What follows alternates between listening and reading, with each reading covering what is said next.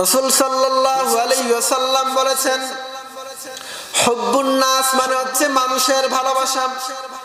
আপনি যখন লক্ষ্য করবেন দুনিয়ার সব মানুষ আপনাকে ভালোবাসতেছে, আপনি এলাকার ভিতরে গরিব মানুষ কিন্তু এলাকার মানুষ আপনাকে ভালোবাসে, এলাকার মানুষ আপনাকে সম্মান করে, এলাকার মানুষ আপনাকে সম্মানের চেয়ার ছেড়ে দেয়, এলাকার মানুষ আপনাকে ভালোবাসে, তখন আপনি মনে করে নেবেন আল্লাহ আপনাকে ভালোবাসতেছেন। কে ভালোবাসতেছেন? আল্লাহ আপনাকে ভালোবাসতেছেন। এজন্য রাসূল সাল্লাল্লাহু আলাইহি ওয়াসাল্লাম বলেছে, হুব্বুন নাস, মানুষের ভালোবাসা অর্জন করতে হবে। তোমরা যখন দেখবা তোমাদেরকে দুনিয়ার সকল মানুষ ভালোবাসতেছে, মানুষকে মানুষ ভালোবাসে কি বাসে না? আর জোরে বলেন, বাসে কি বাসে না? মানুষকে মানুষ ভালোবাসে।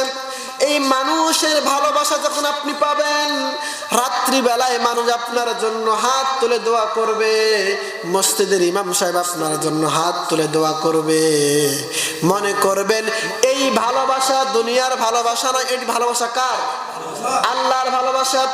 হাদিসে কুদসির ভিতরে আল্লাহ রাব্বুল আলামিন রাসূল সাল্লাল্লাহু আলাইহি ওয়াসাল্লামকে বলেন, আল্লাহ রাব্বুল আলামিন যখন দুনিয়ার কোন ব্যক্তিকে ভালোবাসে, ওই ভালোবাসার একটা ছিটা ফোঁটা দুনিয়ার ভিতরে ফেলায়া দেয়।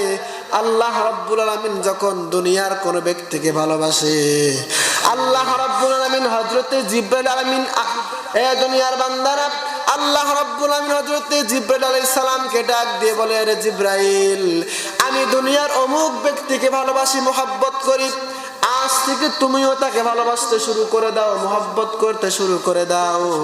হযরতে জিবরাইল আলাইহিস সালাম ডাক দিয়ে বলে, আল্লাহ যখন আমাকে বলে আমি দুনিয়ার আব্দুল করিমকে ভালোবাসি, এবার আমি জিবরিল আসমানের বড় বড় চারজন ফেরেশতা, আমরা এই চারজন ফেরেশতা গবেষণা করি, মিটিং করে আমরা আসমানের সকল ফেরেশতাদেরকে ডাক দিয়ে বলি, ও আসমানের বাসিন্দারা, ও আসমানের ফেরেশতারা, আল্লাহ রাব্বুল আলামিন দুনিয়ার আব্দুল করিমকে ভালোবাসে, আল্লাহ আমাদেরকে আদেশ করেছে ওই ব্যক্তিকে ভালোবাসার জন্য, আমরাও তোমাদেরকে আদেশ করলাম তোমরাও তাকে ভালোবাসতে শুরু করে দাও।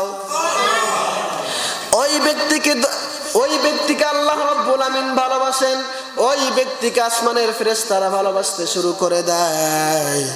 ওই ভালোবাসার একটা ছিটা ফোঁটা আল্লাহ রাব্বুল আলামিন দুনিয়ার ভিতরে ফেলায়া দেয়। আল্লাহ রাব্বুল আলামিন ওই ভালোবাসার একটা ছিটা ফোঁটা দুনিয়ার ভিতরে ফেলায়া দেওয়ার কারণে ওই ব্যক্তিকে সবাই মহব্বত করে। এরকম ব্যক্তি আছে না নাই? আরো ধরে বলেন, আছে না নাই? ভাইরা আমার, আল্লামা দেলাওয়ার হোসেন সাইদি রাহিমাহুল্লাহু তাআলা, এই আল্লামাকে দুনিয়ার সব মানুষ ভালোবেসেছে। এই ভালোবাসা দুনিয়ার কোনো ভালোবাসা না, এই ভালোবাসা কার? আল্লাহর ভালোবাসা। আবার কালকে আমাদের লালমনিরহাটের ভিতরে সরওয়ার্দী উদ্যানে আল্লামা ডক্টর মিজানুর রহমান আজহারি দামাত বারকাতুহুম আসতেছে। তাকে শুধু এক নজর দেখার জন্য লক্ষ লক্ষ মানুষ সেখানে উপস্থিত হবে। এই ভালোবাসা কার থেকে আসছে?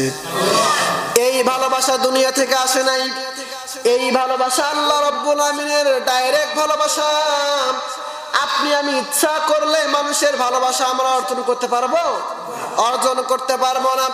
ভাইরা আমার, আল্লাহ রাব্বুল আমিন বলে, যাদেরকে আমি আল্লাহ রাব্বুল আমিন মহব্বত করি, ভালোবাসি, আমার মহব্বতের একটা অংশ দুনিয়ার ভিতরে ফেলায় দেই, ওখান থেকেই ভালোবাসা সৃষ্টি হয়ে যায়। গরিবের সন্তান, টাকা নাই পয়সা নাই, কিন্তু এই ব্যক্তিকে সবাই মহব্বত করে, সবাই ভালোবাসে। এই ভালোবাসা কার পক্ষ থেকে আসছে? আল্লাহর পক্ষ থেকে আসছে। ভাইরা আমার, এবার আসেন এই মানুষের হুব্বুন নাস, এই মানুষের ভালোবাসা পাইতে হলে কি করতে হবে? মানুষের ভালোবাসা পাইতে হলে রাসূল সাল্লাল্লাহু আলাইহি সাল্লাম বলেছেন, তোমরা যদি মানুষের ভালোবাসা পেতে চাও তাহলে সর্বপ্রথম তোমরা একটা কাজ করবা। সেই কাজটা হচ্ছে, তুমি যদি তোমার ভাইয়ের ভালোবাসা পেতে চাও, সর্বপ্রথম তোমার ভাইয়ের সঙ্গে দেখা হলে মুস্কি একটা হেসে দিয়ে আসসালামু আলাইকুম বলে সালাম দিবা। সুবহানাল্লাহ বলেন। এটা আছে ভালোবাসা পাওয়ার এক নম্বর কারণ। ভাইয়েরা আমার, রাসূল সাল্লাল্লাহু আলাইহি ওয়াসাল্লাম বলেছেন, হুব্বুন নাস, তোমরা যদি তোমার ভাইয়ের ভালোবাসা পেতে চাও তাহলে তোমরা সর্বপ্রথম তোমার ভাইকে দেখে মুস্কি হেসে একটা কথা বলে এবং আসসালামু আলাইকুম বলে সালাম দাও।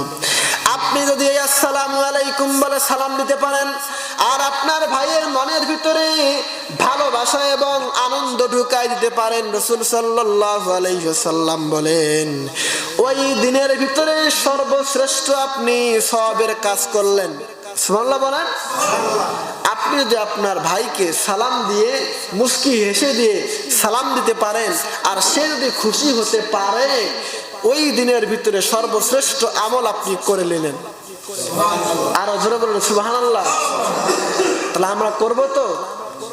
আপনার ভাইয়ের সঙ্গে আপনার দ্বন্দ্ব, আপনার ভাইয়ের সঙ্গে আপনার মারামারি, 1 বছর কথা হয় না, 1 বছর আপনার ভাইয়ের সঙ্গে আপনি দেখলে আপনি আপনার ভাই যাই ডানে আপনি যাই বামে, এরকম আছে না নাই? ভাইরা আমার, এই রজব মাস চলতেছে, রাসূল সাল্লাল্লাহু আলাইহি ওয়াসাল্লাম বলেছেন রজব মাস যখন আসবে তোমরা সকল প্রকার দ্বন্দ্ব বিবাদ ভুলে যাবা। এবং কাফের বেঈমানেরাও এই রজব মাসে দ্বন্দ্ব বিবাদ করতো না, সবাই পারস্পরিক মিলে যাইতো, সবাই কথা বলতো। আর আমরা মুসলমান হয়েও এই রজব মাসের সম্মান করতে পারি না, জানিও না। তাহলে এখন বোঝেন আমরা কাফেরের থেকে আমরা অধম, ঠিক না বলেন? আমরা কাফেরের থেকে অধম।